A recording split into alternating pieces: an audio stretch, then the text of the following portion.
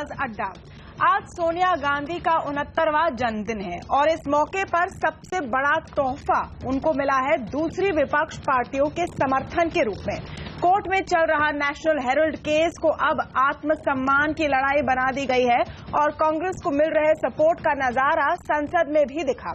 इसी रणनीति को आगे बढ़ाते हुए कांग्रेस उपाध्यक्ष राहुल गांधी ने इस लड़ाई में सीधे प्रधानमंत्री नरेंद्र मोदी को घसीटने की कोशिश की है। राहुल का कहना है कि नेशनल हेराल्ड केस का उठना सिर्फ और सिर्फ 100% बदले की राजनीति है। बीजेपी का जवाब भी उतना ही आक्रामक है। बीजेपी कह रही कि राहुल गांधी संसद में आके सबूत दे और प्रूव करे कि सरकार ने कैसे इसमें बदला लिया और सरकार कैसे इन्वॉल्व है। तो क्या कांग्रेस बीजेपी के रिश्ते और खराब हो चुके हैं और क्या सोनिया और Rahul Gandhi national Herald case के जरिए अपने पॉलिटिकल करियर को रिवाइव करने की कोशिश कर रहे हैं? आवाज अड्डा पर इसी खास चर्चा में हमारे साथ शामिल हो रहा है आज मेगा पैनल। बीजेपी के उपाध्यक्ष प्रभात झा, कांग्रेस की प्रवक्ता जयवीर शेरगिल, समाजवादी पार्टी के प्रवक्ता नाविद सिद्दीकी, राज्यसभा सांसद और वरिष्ठ वकील केटीएस तुलसी, वरिष्ठ पत्रकार रामकृपाल सिंह, फर्स्ट पोस्ट के एग्जीक्यूटिव एडिटर अजय सिंह और वरिष्ठ पत्रकार शरद प्रधान। स्वागत है आप सबका इस खास डिबेट में। जयवीर शेरगिल जी, पहले आप बताएं कि नेशनल हेराल्ड केस की सुनवाई हो रही है, 19 तारीख को समन्स है, बार बार इसमें संसद में आप लोग क्यों उठा रहे हैं?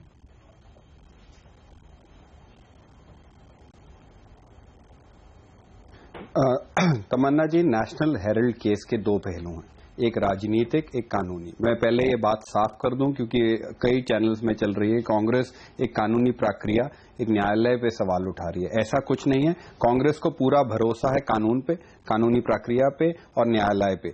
इसको इसलिए लीगल जो लड़ाई है हम वो कोर्ट में लड़ेंगे। दूसरा राजनीतिक, तमन्ना जी, अगर आप पिछले 20 महीने उठा लें, 2013 उठा लें या सुब्रमण्यम स्वामी जी का भी इतिहास उठा लें, तो भारतीय जनता पार्टी और सुब्रमण्यम स्वामी का एक ही लक्ष्य है, वो ये है कि गांधी परिवार पे किसी न किसी तरह कीचड़ उछालना। अब ये पॉलिटिकल वेंडाटा क्यों है, इसके मैं आपको 3 एग्जांपल्स देता हूं और आप ही जज कीजिए। सबसे पहले, ये केस सिर्फ एक ही लक्ष्य से फाइल हुआ था कि किसी न किसी तरह गांधी परिवार पे कीचड़ उठाला जाए। भ्रष्टाचार से ना भारतीय जनता पार्टी को कोई मतलब है, ना सुब्रमण्यम स्वामी पे। दूसरा, ईडी ने 2015 अगस्त में केस बंद कर दिया जाता है। बंद किए हुए केस को सुब्रमण्यम स्वामी के कहने पे दोबारा सितंबर 2015 पे खोला जाता है। तीसरा, हाई कोर्ट की जजमेंट दोपहर को आती है। शाहनवाज हुसैन एक प्रेस कॉन्फ्रेंस रखते हैं जिसमें पूरे इस केस को एक राजनीतिक रंग दिया जाता है, एक सनसनी बनाया जाता है, जब तक कि जजमेंट 6:30 बजे आनी चाहिए। मैं पूछना चाहता हूं, भारतीय जनता पार्टी बढ़ती कीमतों पे और सुनिए, आपकी पूरी बात सुनिए, मैं वाक्य दे रहा हूं। मैं वाक्य तीसरा छोटी सी बात करूंगा। 3 पॉइंट मैंने सुन लिए, लेकिन आप ये बताइए नहीं, तीसरा मैंने भी बताना है। तीसरा आपने बताया, तीसरा कि उन्होंने प्रेस कॉन्फ्रेंस क्यों कर दिया। आप कह रहे हैं कि लक्ष्य, इंटेंट, आप कह रहे हैं इंटेंट, सुब्रमण्यम स्वामी ने किस मंशा से केस फाइल की जी। और तीसरा अगर ये कानूनी मामला है, तमन्ना जी, तीसरा अगर ये कानूनी मामला है, भारतीय जनता पार्टी ने पूरी कांग्रेस पार्टी को एक आरोपी या एक मुल्जिम घोषित कर दिया है बिना किसी कोर्ट ऑर्डर के। अच्छा, अगर ये पॉलिटिकल वेंडाटा नहीं है तो क्या है? जब आप किसी को आरोपी या एक फांसी दे दें बिना ट्रायल के, शेरगिल जी और प्रभात झा हमारे साथ जुड़े हैं, बीजेपी उपाध्यक्ष। अब आपने तीनों बात कह दी। आप मेरा सवाल भी सुन लीजिए। अब जयवीर शेरगिल जी, आप कह रहे हैं कि किस मंशा से सुब्रमण्यम स्वामी ने ये फाइल किया, ये आप पहला कारण बता रहे पॉलिटिकल वेंडेटा का। जो भी कारण हो, लेकिन केस पहुंच गई है कोर्ट में और अदालत को पहली नजर में उसमें कुछ फैक्ट्स नजर आए हैं, इसलिए समन्स हुई है। आपकी जो अपील है वो खारिज कर दी गई है, तो वो बात वहां पर निकल गई। दूसरा, आपने एनफोर्समेंट डायरेक्टरेट की बात की, यहां भी वही दलील दी जा रही है कि कोर्ट में तो पहुंच गई ना केस, अभी आप कोर्ट में लड़िए। आपके पास क्या प्रूफ है पॉलिटिकल वेंडेटा का? नहीं, तमन्ना जी, मैं माफी चाहता हूं। एनफोर्समेंट डायरेक्टरेट का केस और नेशनल हेराल्ड जो हाई कोर्ट और ट्रायल कोर्ट में केस चल रहा है, दो अलग बातें हैं। ये मैं जानती हूं। एक ही ट्रांजैक्शन पे एनफोर्समेंट डायरेक्टरेट में कंप्लेंट दर्ज की गई है, पैरेलल कंप्लेंट ट्रायल कोर्ट में दर्ज की गई है। आपका पॉइंट नहीं, मैं कह रहा हूं क्यों नहीं, जांच के बाद जब क्लोजर रिपोर्ट आ गई थी उस केस को दोबारा क्यों खोला जा रहा है? क्या कारण है, क्या कमी रह गई थी पहली क्लोजर रिपोर्ट में? तो हम सबसे शेयर किया जाए, क्या क्यों वो पहली रिपोर्ट को क्यों नहीं माना जा रहा? नहीं, तो ये बताइए, अच्छा ये बताइए जयवीर शेरगिल जी, अच्छा ठीक है, मैंने इनको इनकम टैक्स का नोटिस दिलवा दिया। आप फिर संसद में क्यों उठा रहे हैं? आप इसको संसद में क्यों उठा रहे हैं? आप केस लड़िए ना कोर्ट में, आप संसद में क्यों उठा रहे हैं? संसद में काम क्यों नहीं होने दे रहे हैं? इसका लॉजिक आप समझाइए। उसका जवाब है ये, मैंने आपको पहले कहा था, कानूनी केस कांग्रेस पार्टी कोर्ट में पूरे सरफरोशी से लड़ेगी और जितने इंजाम हैं उनको गलत साबित करेगी। दूसरा, आज हम संसद में क्यों लड़ रहे हैं? पहली तो बात, भारतीय जनता पार्टी का कोई हक नहीं है। 2011-12 याद करवा दूं, जब अमित शाह को एसआईटी मॉनिटर्ड केस में अरेस्ट किया गया था, ये अरुण जेटली जो आज सबको, अब मैं कांग्रेस की बात कर रहा हूं, आप संसद में क्यों? मैं सवाल दे रहा हूं, ये एक हम सरकार को कड़ा संसद में इसलिए नहीं काम होने दे रहे, हम इसलिए प्रोटेस्ट करें, एक सरकार को कड़ा संदेश देना चाहते हैं कि वो ऑपोजिशन को इस तरह के डर्टी ट्रिक्स डिपार्टमेंट का इस्तेमाल करके शांत नहीं कर सकते। वो एक विपक्ष की इज्जत करना सीखें। दूसरा, तीसरा, अगर विपक्ष से लड़ना है तो मुद्दों पे लड़े, के खिलाफ कोई और सवाल ना उठाए, ये है इज्जत विपक्ष के करना आपके मुताबिक। प्रभात झा जी, आपका क्या जवाब है? दुष्प्रचार ना करें, तानाशाही ना करें। अगर भ्रष्टाचार दूर करना चाहते हैं, हम बीजेपी का भी व्यू सुन लेते हैं। पंकजा मुंडे का सवाल आता है, बीजेपी का भी व्यू सुन लेते हैं। प्रभात झा जी, यहाँ जो तीसरा पॉइंट जयवीर शेरगिल ने गिनाया वो ये था कि क्यों जो कोर्ट का ऑर्डर अभी तक आया भी नहीं था, उसके पहले ही शाहनवाज हुसैन ने प्रेस कॉन्फ्रेंस कर दिया और आप लोग ने आरोप लगा दिया, आरोपी घोषित कर दिया कांग्रेस पार्टी को। देखिए, कांग्रेस पूरी तरह से होस्टाइल हो चुकी है। वो चुनाव क्या हारी, उसे लगता है कि नरेंद्र मोदी जी देश के प्रधानमंत्री कैसे बन गए। आपकी कृपा पे नहीं बने हैं, जनता की कृपा पे बने। इसलिए भ्रष्टाचार का गंभीर आरोप है ये नेशनल हेराल्ड का मामला। आपने पैसा इकट्ठा किया और पैसा किसके नाम पर किया और कहां लगा दिया, और जब इस बात को लेकर अब कोर्ट में कोई गया है तो अदालत का अपमान आप क्यों कर रहे हैं? संसद का अपमान आप क्यों कर रहे हैं? अदालत क्या भारतीय जनता पार्टी की सरकार से डरेगी या कांग्रेस से डर जाएगी? किसी से डरने वाली नहीं। कानून अपना काम करता है, इसलिए कांग्रेस को समझना चाहिए संसद उसका फोरम नहीं है। और कर अरुण जेटली जी ने, नेता सदन ने राज्यसभा में चुनौती दी कि आओ, लोकतंत्र में बहस का मुद्दा होता है, बहस करो, लेकिन कोई जवाब नहीं। इतने इंपॉर्टेंट बिल्स हैं, महंगाई, भ्रष्टाचार, इन पे डिस्कशन होना है, कोई डिस्कशन नहीं, खाली हो हल्ला और राजनीति का, देश के विकास का फोरम है संसद। लेकिन राजनीति का फोरम बनाकर अपने भ्रष्टाचार को दबाने की बात करना, एक तो अपराध करो, अदालत से लड़, अब अदालत दबाव में आएगी क्या? ये गलत फहमी है। सोनिया जी को खुश करने के लिए और राहुल गांधी को खुश करने के लिए संसद का सहारा मत लीजिए। Okay, quick response Jaiveer Shergill आप दीजिए, फिर दूसरे पैनलिस्ट से उनका व्यू लेते हैं। जी जयवीर, और इस पॉइंट पे कि राहुल गांधी इस पर आकर संसद में क्यों नहीं बोलते? अगर ये मामला आपको उठाना है संसद में तो बहस करवाइए ना।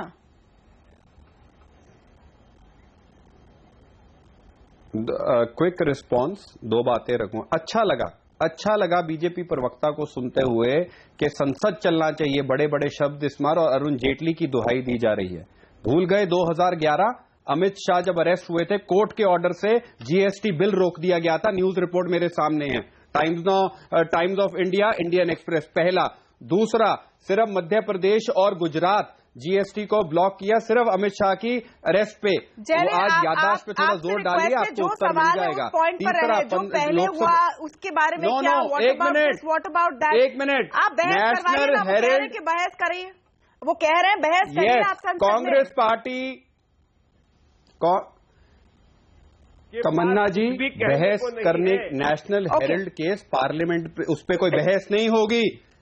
मैंने आपको टोका नहीं सर, मैं इज्जत करता हूं, मैंने आपको टोका नहीं, प्लीज मुझे मत टोको। नहीं। नेशनल हेराल्ड केस कि कानूनी जो पहलू हैं उस पे कांग्रेस पार्टी नहीं बहस करेगी। अगर आप नेशनल हेरिटेज केस को पार्लियामेंट में उठा रहे हैं सरकार की तानाशाही रवैये पे कि ऐसे आप केटीएस तुलसी साहब, इसमें बताइए कि केस अब कोर्ट में है, लेकिन दूसरी तरफ हम देख रहे हैं कि पार्लियामेंट उसकी वजह से नहीं चल रहा है। जो प्योर लॉजिकल सवाल है कि अगर आपको संसद में इस मामले को उठाना है तो उस पर बहस कराइए, संसद में काम नहीं होने देने का क्या तर्क है? तर्क ये है कि धारणा ऐसी है, यही लगता है बहुत सारे मेंबर्स को और बहुत सारी पार्टीज को कि सत्ता पक्ष के लिए एक अलग संविधान है शायद, और विपक्ष के लिए कुछ दूसरा कानून है। सत्ता पक्ष के लिए पीनल कोड एक है, मंत्रियों के लिए अलग कानून है, मुख्यमंत्रियों के लिए अलग कानून है, और विपक्ष के लिए दूसरा कानून है। तो आप समर्थन कर रहे हैं कांग्रेस के स्टैंड का? मैं ये समझता हूं कि जब तक ये विश्वास नहीं दिलाया जाता सरकार द्वारा कि एक कानून बराबर लागू होता है।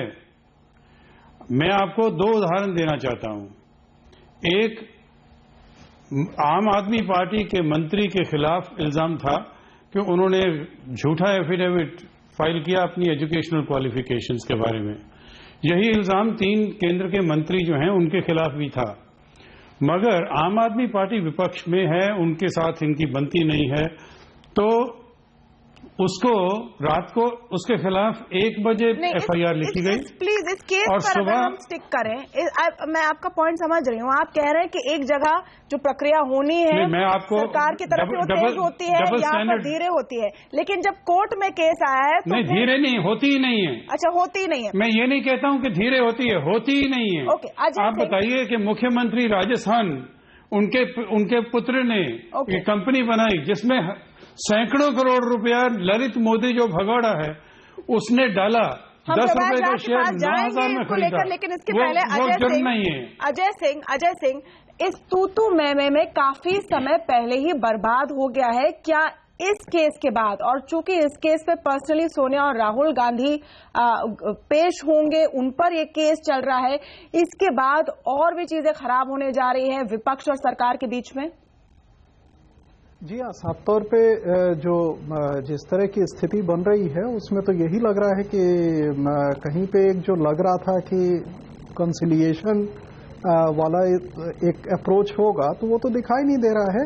हमें बड़ा आश्चर्य हो रहा है अभी जब कांग्रेस के जो स्पोक्समैन हैं वो बोल रहे थे 99 में अगर थोड़ा सा आप जाएं पीछे तो आपको मालूम होगा सुब्रमण्यम स्वामी कांग्रेस के बहुत खास थे। सोनिया जी, अगर आपको याद हो तो वाजपेयी जी की जो सरकार गई थी एक वोट से, उसमें उनका अहम रोल था।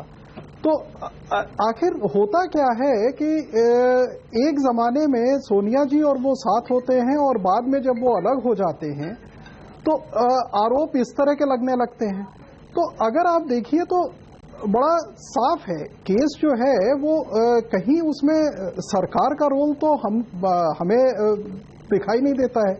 बहुत साफ है केस, और उसमें जाके पार्लियामेंट रोकना, हमें उसका जो तथ्य है और जो तर्क है वो समझ में नहीं आता। ओके, तो रामकृपाल जी, कम से कम जो ये दलील है सरकार की, क्या अब इसको आगे बढ़ाने के लिए जो कांग्रेस पार्टी जरूर कोशिश करेगी कि इसको आगे बढ़ाए, उन्हें अब कुछ ठोस लेकर आना होगा सामने, क्योंकि वो बार बार कह रहे हैं कि ये वेंडेटा है, ये बदले की भावना से है, तो उनको वो तार जोड़ के बताने पड़ेंगे, क्योंकि एक बार जब कोर्ट में केस चली गई है, कोर्ट में उसको कुछ दम मिला है पहली नजर में, तब किस हद तक ये आर्ग्यूमेंट आगे बढ़ सकती है, इसमें कितना दम नजर आ रहा है आपको?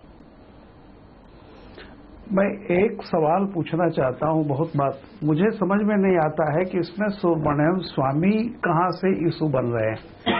क्या आप ये कहना चाहते हैं कि अगर उनकी जगह किसी और ने पिटीशन फाइल किया होता तो जो हाई कोर्ट का ऑब्जर्वेशन है वो डिफरेंट होता, या हाई कोर्ट या अदालतें ये देख के काम कर रही हैं कि कौन ये शिकायत करने वाला कौन है? देखिए, दो चीज है। आदरणीय तुलसी को भी मैं अभी सुन रहा था, उन्होंने कहा ऐसी धारणा बन रही है। अदालतें धारणा पे काम नहीं करती हैं, और धारणा पे ना काम नहीं करती है, फैक्ट्स पे काम करती हैं। नहीं कर रहा हूं, ट्रूथ इज अदालत की बात नहीं कर रहा हूं, सरकार की कार्रवाई की बात कर रहा हूं। पहले मेरी कृपया बात सुन लीजिए, मैंने बीच में नहीं बोला था आपके। Truth is objective not subjective, पहली बात है, जान लीजिए। दूसरी बात मैं बहुत संक्षेप में पॉइंट्स कहूंगा। अभी 4 दिन पहले जब कॉन्स्टिट्यूशन पे डिबेट हो रही थी, इंटॉलरेंस पे डिबेट हो रही थी, तो बाकायदा नोटिस दिया गया था। क्या इंटॉलरेंस से भी ये बड़ा मुद्दा हो गया है कि बिना नोटिस दिए? कल मैं पूरी पार्लियामेंट की प्रोसीडिंग देख रहा था, बार बार पूछा जा रहा था कि भाई प्रॉब्लम क्या है, बताइए न, किस बात पर। ये तो ऐसे हुआ जैसे एक पेशेंट अस्पताल में जाए और कहे कि मुझे तकलीफ है। डॉक्टर पूछता है भाई कि किस बात की तकलीफ है, कहे जी नहीं मुझे तकलीफ है, इलाज करो। ये अजीब हो रहा है। ये तो मैंने सुना था कि कम्युनिस्टों के बारे में कहा जाता था जी कि श्रमिक अधिनायकत्व तो पार्टी अधिनायकत्व तो बन जाता है, और पार्टी अधिनायकत्व तो व्यक्ति अधिनायकत्व तो बन जाता है। पहली बार मैं ये देख रहा हूँ, मोनार्की से भी बदतर स्थिति है। मोनार्की में होता था कि king can do no wrong, नहीं, यहाँ पे ये हो रहा है कि अदालत ने हमें बुला कैसे लिया।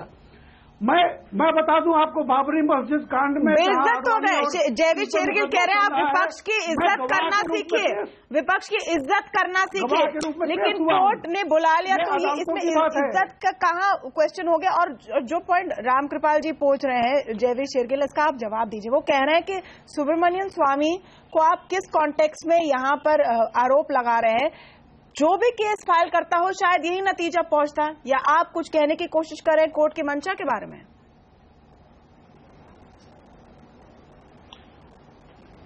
तमन्ना जी, मैं दोबारा दोहरा देता हूं। देखिए, कोर्ट ने आज एक फाइंडिंग दी है, हम उसकी पूरी इज्जत करते हैं, हम उसको चैलेंज भी करेंगे और हम साबित करेंगे जो भी आज हाईकोर्ट की फाइंडिंग है वो गलत है, पूरी इज्जत के साथ। दूसरा, एक वकील हूं, आपको बता दूं, वकालत में एक बहुत इंग्लिश का है, अ litigant should come to the court with clean hands and not with any other motive. Subramaniam स्वामी और भारतीय जनता पार्टी का इतिहास उठा के दे दे, चाहे वो श्री राहुल गांधी की सिटीजनशिप रो हो, चाहे श्रीमती सोनिया गांधी की बात हो, चाहे किसी और की बात हो। बीजेपी, एक मिनट मेरी बात सुन लीजिए, मुझे पूरा बात करने दीजिए। इस पॉइंट पर इस लॉजिक से अगर कोई भी कल केस आता है सोनिया गांधी और राहुल गांधी के खिलाफ, तो उसके क्लीन हैंड्स नहीं है, ऑटोमेटिकली क्लीन हैंड्स नहीं है। उनकी जो भी कारण हो वो, अगर मैं बिल्कुल नहीं कह रहा, उसमें कुछ मैं बिल्कुल नहीं कह रहा, फाइट कीजिए। तमन्ना जी, आप मुझे उदाहरण देने का समय देंगी तो मैं अपनी बात रख सकता हूं।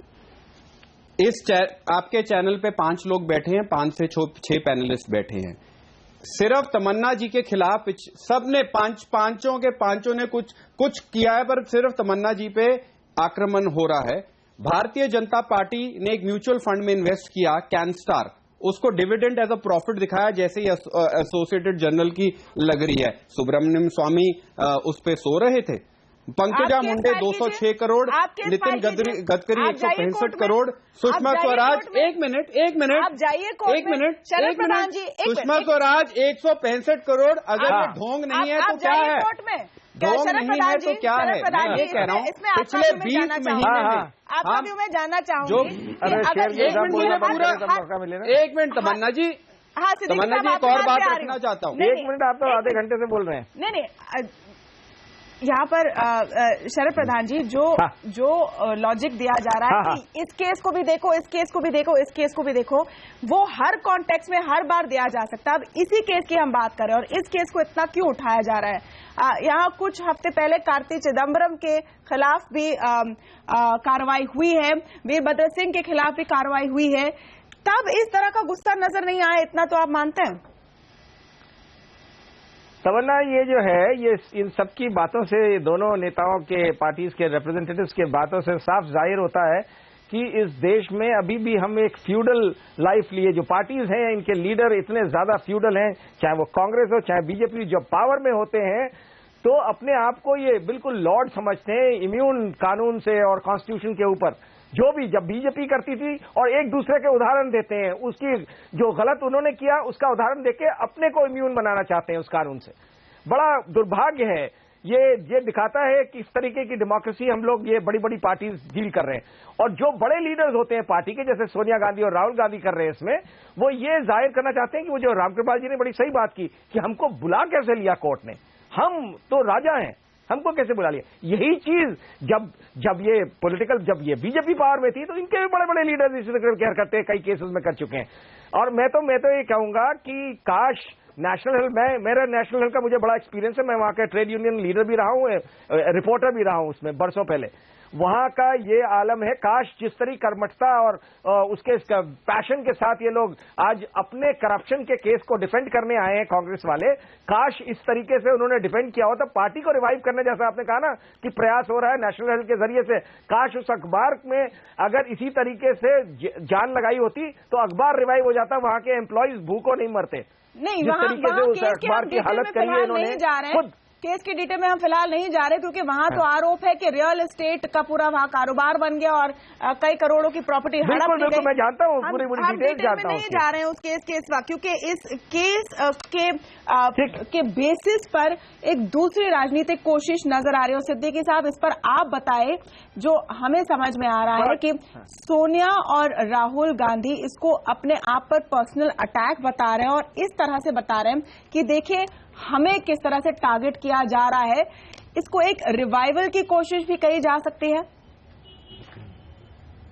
ये ट्विस्ट है सिद्दीकी साहब, ट्विस्ट करना। तमन्ना जी देखिए, ऐसा है कि ये तमन्ना जी ऐसा है, ये मामला जो है वो भारतीय जनता पार्टी और कांग्रेस पार्टी का ज्यादा है। अब इसमें समाजवादी पार्टी अगर कुछ बोलेगी तो वही वाले हालात होंगे कि बेगानी शादी में अब्दुल्ला दीवाना। तो कल भी इसी डिबेट पे हमको आपने बैठाया था और दो तीन चीजें हमने भी बोलने का मौका हमको मिला था। लेकिन मैं ये कहना चाहूंगा कि जो माहौल है इस वक्त आपकी डिबेट में लोग बैठे हैं, बहुत ही तालीम याफ्ता लोग बैठे हैं, बहुत ही काबिल हैं और बहुत ही बड़े दानिश्वर हैं, बुद्धिजीवी हैं। मैं तो बहुत छोटा इंसान हूं और मैं इतना कुछ नहीं कह सकता, लेकिन एक सोच अपनी जाहिर कर सकता हूं आपके चैनल के माध्यम से कि हमारे देश के राष्ट्रपति ने अभी थोड़े दिन पहले एक बहुत सख्त आदेश, एक बहुत सख्त मैसेज कह लीजिए दिया था नरेंद्र मोदी साहब को कि देश में असहिष्णुता बहुत बुरी तरह से फैल चुकी है, इसको खत्म करने का काम करें, मुल्क को बांटने की कोशिश जो लोग कर रहे हैं उनको रोका जाए। तो इस पे भारतीय जनता पार्टी की हर तरफ बदनामी हो रही थी क्योंकि मीडिया इसे लगातार दिखा रहा था, प्रिंट मीडिया में भी था, सोशल मीडिया में भी था और आग के जंगल की आग की तरह ये चीज फैल गई थी। तो इसको हमें लगता है, जो मेरा वो है कि राष्ट्रपति का ये संदेश था और मोदी जी को मालूम था कि सरकार की बदनामी हो रही है। हालात वो दिल्ली में देख चुके, हमारे यहाँ पंचायत चुनाव में देख चुके, बिहार में देख चुके।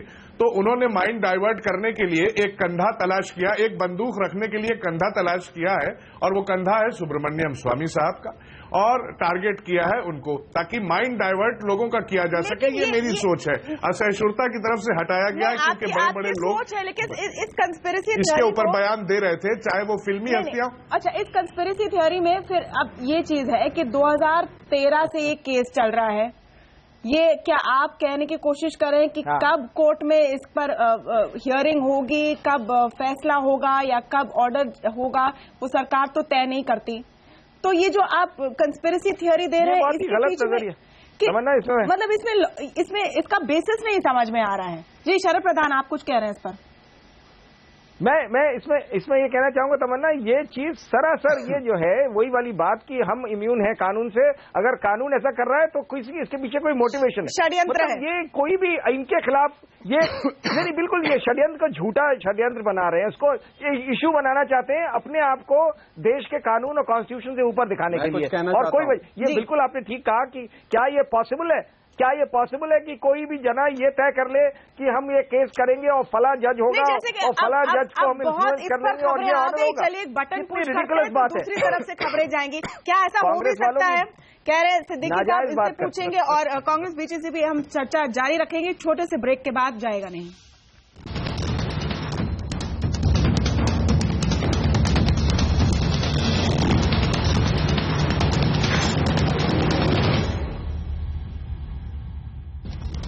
सोनिया गांधी और राहुल गांधी की कोर्ट में पेशी के ऑर्डर के पीछे षड्यंत्र नजर आ रहा है समाजवादी पार्टी के नवाज सिद्दीकी को।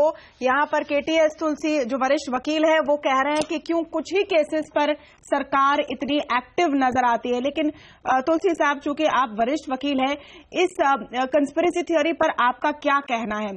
क्योंकि जो पॉलिटिकल वेंडेटा का इल्जाम है उसके पीछे कहीं ना कहीं ये बात छुपी हुई है। हालांकि जयवीर शेरगिल बार बार कह रहे हैं कि हम कोर्ट की इज्जत करते हैं, कहीं ना कहीं यही बात छुपी हुई है कि हमें परेशान करने के लिए आपने ये केस खड़ा किया है, हम पर दबाव डालने के लिए। जी, मैं केस की मेरिट्स में नहीं जाता हूं, क्योंकि वो केस जो है अदालत में लड़ा जाएगा।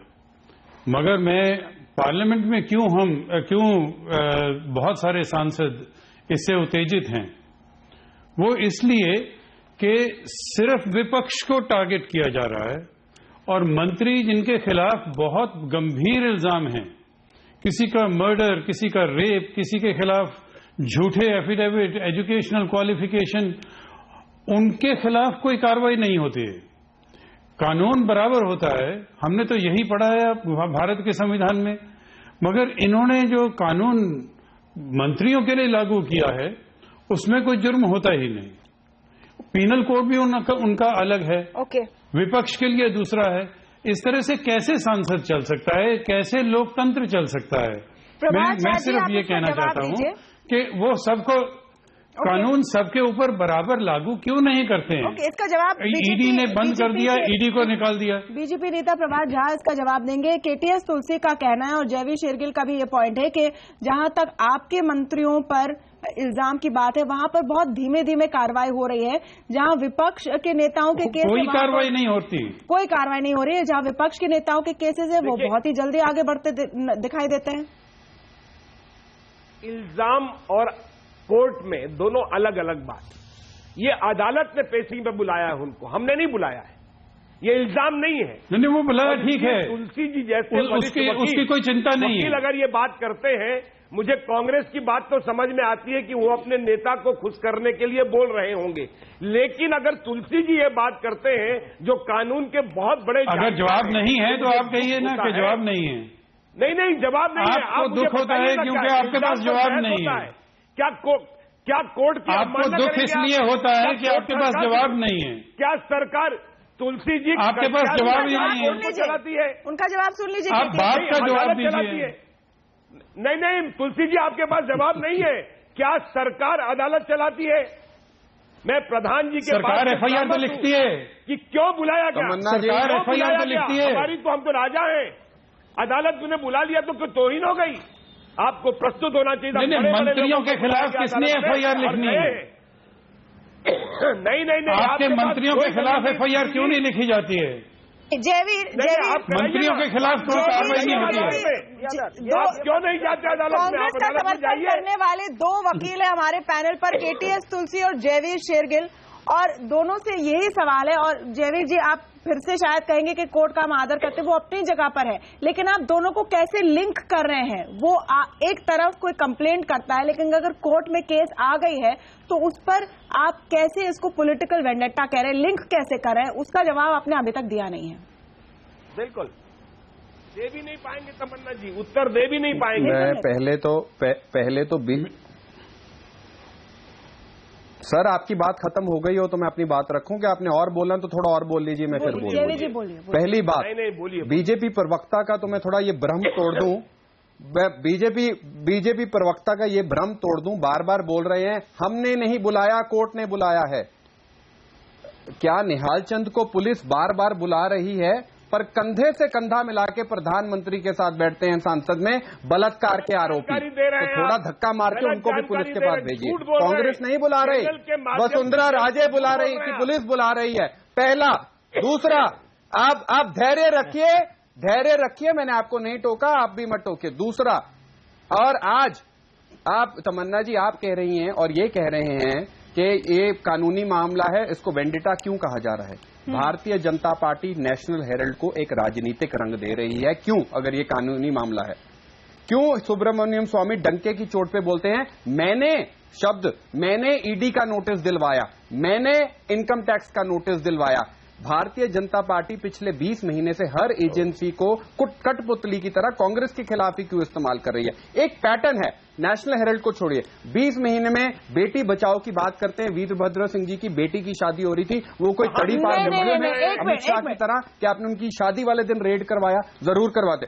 दूसरा लेकिन तब आप इतने नाराज नहीं हुए थे, तब आप लोग इतने नाराज नहीं हुए थे जब वीरभद्र सिंह। एक मिनट सुनिए, अब घड़ा भर गया है, पानी सिर के ऊपर से चला गया है। आप गड़ा भर व्यापम स्कैम में अब राहुल तमन्ना जी आखिरी बात हुई है। व्यापम स्कैम में मान लीजिए कि अब सोनिया गांधी और राहुल गांधी की बात हुई है और उनको कोर्ट में पेश होना होगा।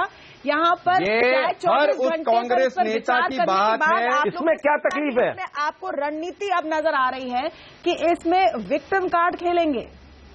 अच्छी रणनीति है, अच्छी पॉलिटिकल स्ट्रैटेजी है। हम कह रहे हैं कि अच्छी स्ट्रैटेजी, कोई विक्टिम कार्ड नहीं है। मैं पहले ये बात साबित कर दूं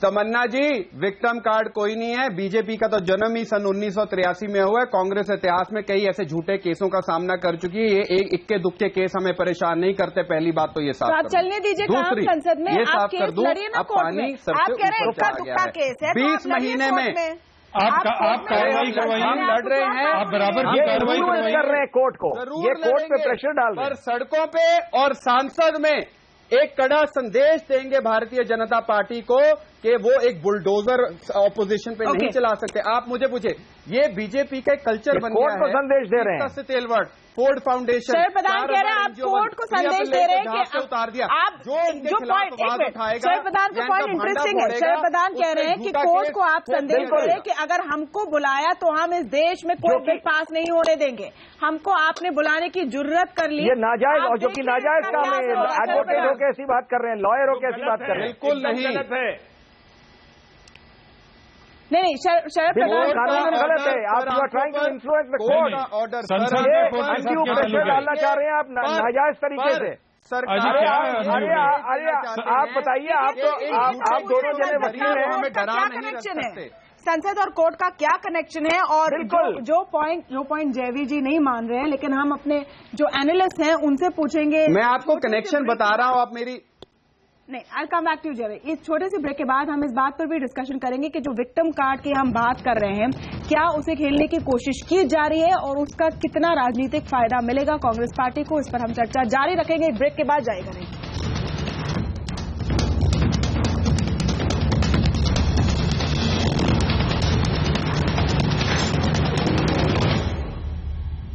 कोर्ट और संसद में क्या कनेक्शन है, इस सवाल का जवाब अभी तक मिला नहीं आवाज अड्डा की इस गर्म बहस में। लेकिन अब हम एक दूसरा सवाल लेकर सामने आ रहे हैं। अजय सिंह, जो पॉइंट पहले भी रखा गया था, क्या इस नेशनल हेराल्ड केस के बेसिस पर कांग्रेस ने अब दूसरी रणनीति अपनाई है? और आपने भी अपने लेख में इसकी तरफ इशारा किया है आज अजय सिंह।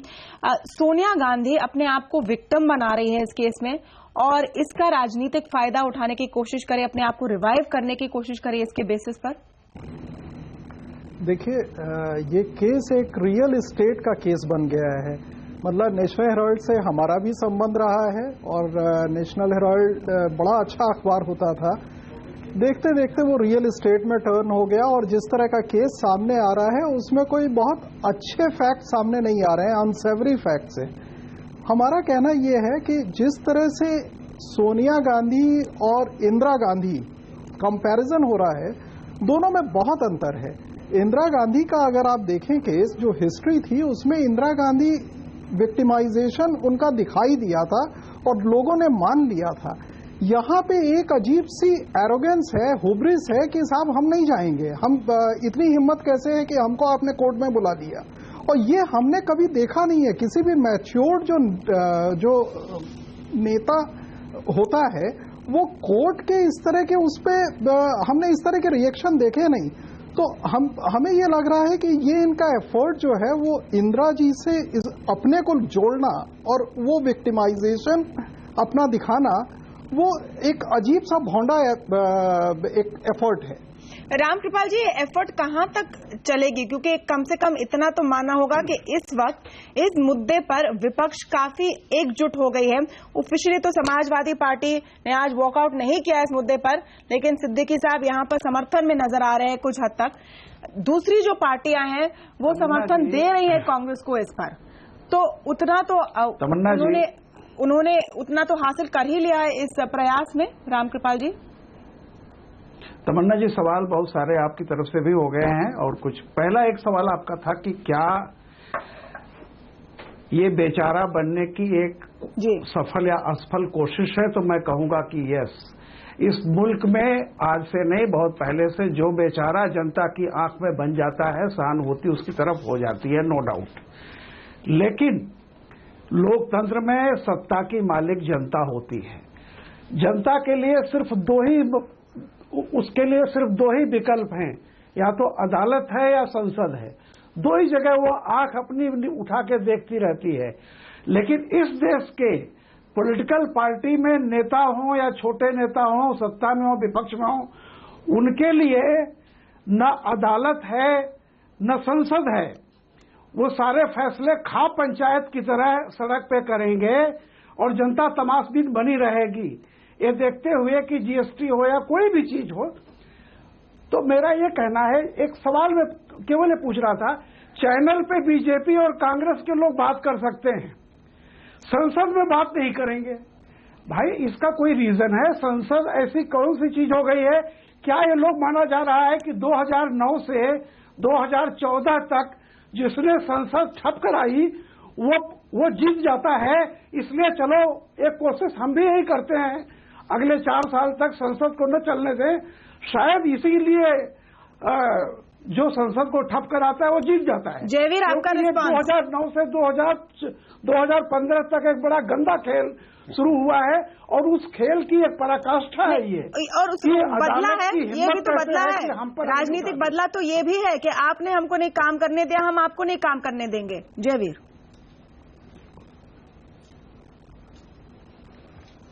मैं आशा करता हूं कि जितना टाइम आपने इनको दिया उतना ही बिना इंटरप्शन के मुझे मिलेगा।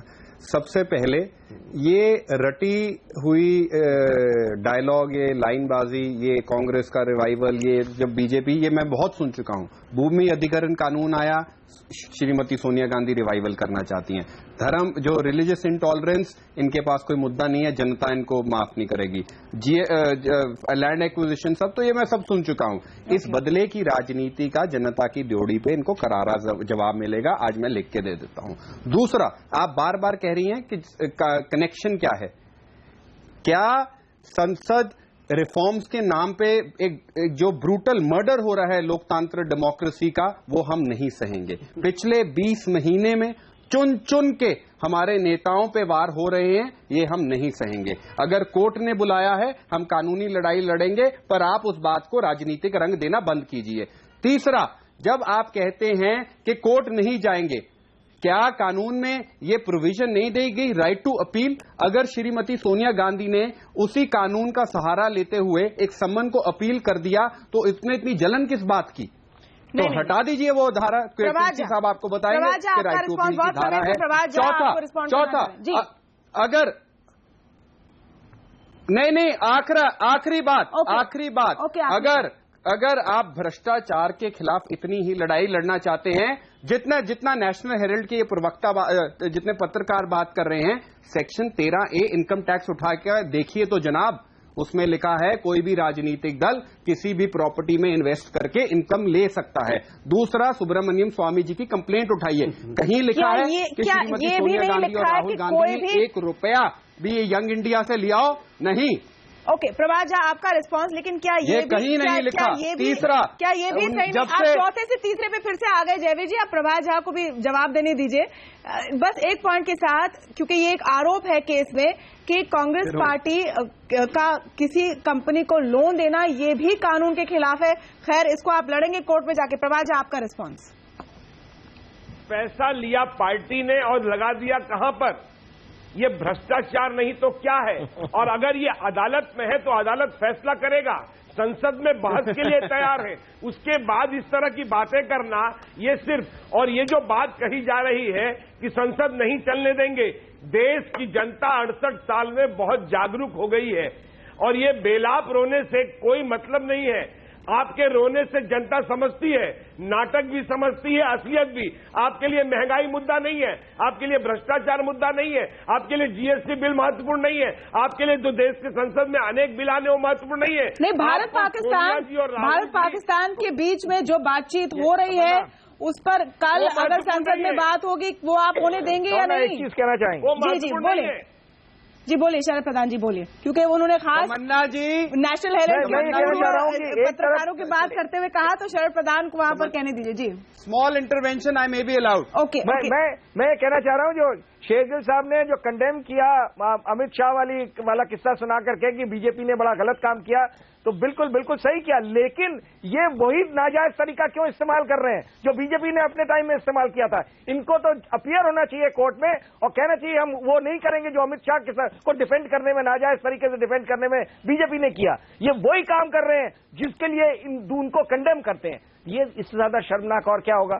और ये शो करता है कि ये नहीं चाहते हैं, बात कर रहे हैं नेशनल की प्रॉपर्टी, और ये तो उन्होंने कह दिया कि वो प्रॉपर्टी का पैसे का कुछ भी कर सकता है उसमें ट्रस्ट में। अरे जनाब, काश उनके एम्प्लॉइज के लिए किया होता, वो जिंदा, कई लोग भूखे मर गए, आपको पता, आपको अंदाजा नहीं होगा कि वहां क्या हालत हुई है लोगों की। दे दी गई है, उसको आप नाजायज नहीं समझते हैं, उसको आप नाजायज नहीं समझते हैं। जो मनी का वहां पे आफ्टर राजीव गांधी उस अखबार में किसी ने इंटरेस्ट नहीं लिया, पैसे के लिए इंटरेस्ट ले रहे हैं, उसकी प्रॉपर्टी में इंटरेस्ट ले रहे हैं, रियल एस्टेट में इंटरेस्ट ले रहे हैं। जी जयवीर जी। तमन्ना जी, स्मॉल इंटरवेंशन मैं करना चाहूंगा। सबसे पहले थोड़ा सा इन सबको जो ये बोल रहे थे जनाब जागरूक कर दूं, कंपनीज एक्ट का सेक्शन 25 उठा के देख लीजिए, हम सबकी बहुत मदद हो जाएगी। कल को श्रीमती सोनिया गांधी और मिस्टर राहुल गांधी चाहे कानून के अंदर 1 रुपया यंग इंडिया से नहीं निकाल सकते, पहला। दूसरा, मुझे बात तो पूरी रखनी चाहिए, इतनी हड़बड़ी क्यों हो जाती है? अगर कानून कोट कर रहा हूं, क्योंकि मैं पढ़ा हूं, आपको भी पढ़ा रहा हूं, सेक्शन 25 कंपनीज एक्ट सेक्शन 13 नहीं करते जी, मैं भी कानून पढ़ा हुआ बाय द वे। 6 नवंबर 2012 की 6 नवंबर 2000 सर मुझे बात रखिए, 6 नवंबर 2012 में इलेक्शन कमीशन ने सुब्रमण्यम स्वामी को चिट्ठी लिखी थी, क्योंकि उनकी कंप्लेंट थी कि कांग्रेस पार्टी ने आगे लोन दे दिया, तो इलेक्शन कमीशन ने लिख के दिया। इसमें कोई गलत नहीं है, हर पॉलिटिकल पार्टी। इनकम टैक्स का एक ऑर्डर है, बीजेपी वर्सेस इनकम टैक्स, कि 2009 में राहुल गांधी ने डिक्लेयर नहीं किया था। जयवीर जी, ये भी आरोप है कि 2009 में राहुल गांधी ने डिक्लेयर नहीं किया था कि वो डायरेक्टर है, वो क्या हिस्सेदार है यंग इंडियन में, उसके डिटेल पर भी हम आ जाए। अगर हम केस की डिटेल में जा रहे हैं तो हर डिटेल में जाना होगा। छोटा सा ब्रेक लेंगे, लेकिन लौटेंगे इस चर्चा के साथ, कुछ ही देर में, जाएगा नहीं।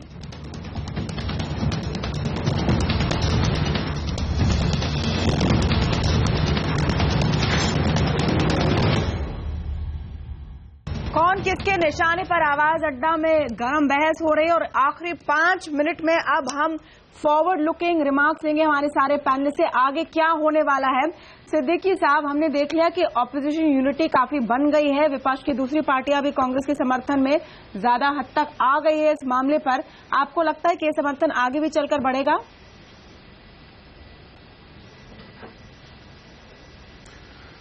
तमन्ना जी, बहुत खूबसूरत शेर है, किसको कातिल मैं कहूं किसको मसीहा समझूं, किसको कातिल मैं कहूं किसको मसीहा समझूं, दोनों ही एक जैसे हैं किसे क्या समझूं। तो देखिए, दोनों ही एक जैसे ही हैं।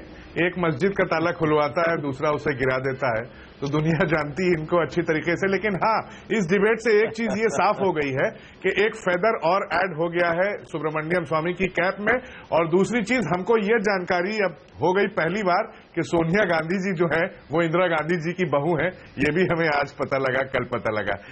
ये 2-3 चीजें नई निकल के आई हैं। बस गुजारिश ये है कि संसद चलने दी जाए, क्योंकि संसद जनता के पैसे से चलती है, जनता बड़ी उम्मीदों से वहां पे भेजती है। उसका मसला, उसके जो प्रॉब्लम्स हैं, जो दिक्कतें, वो हल किए जाएं। अपना मैटर जो कोर्ट में अगर आपको बुलाया गया है तो सम्मानित कोर्ट में जाकर अपना उसका जो भी निस्तारण है उसको करें, लेकिन संसद को चलने दिया जाए। ओके, रामकृपाल जी। मैं सिर्फ एक लाइन कहूंगा तमन्ना जी, कि जिन लोगों ने कभी अदालत की इज्जत रखने के लिए ऑर्डिनेंस को फाड़ा था, आज वही अदालत की इज्जत के पन्ने फाड़ रहे हैं। भगवान सद्बुद्धि दे, कम से कम संसद चले और इस बात का ध्यान रखा जाए कि अदालत पर परोक्ष रूप से हमले करने बंद किए जाए। सारे हमले अदालत पर हो रहे हैं, न कि पॉलिटिकल पार्टी पे हो रहे हैं। ओके, एंड में जयवीर शेरगिल, इसको कहां तक आप लोग खींच ले जाएंगे? क्योंकि पॉपुलर व्यू ये भी बन रही है कि आपका मामला है, आपको इसमें बुरा लगा है, आप कोर्ट में केस फाइट कीजिए, पूरे जोर शोर से फाइट कीजिए, लेकिन संसद में इसको ना लाए, लाना चाहते हैं तो फिर बहस के रूप में लाएं।